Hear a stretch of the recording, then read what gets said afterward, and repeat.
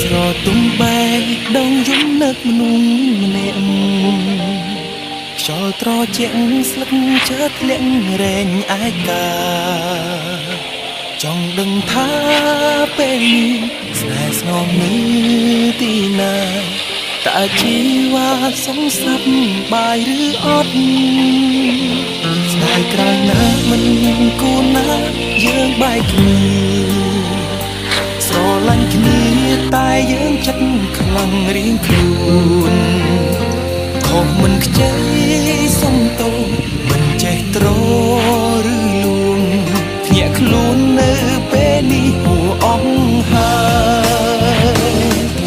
មកទល់ពេលនេះ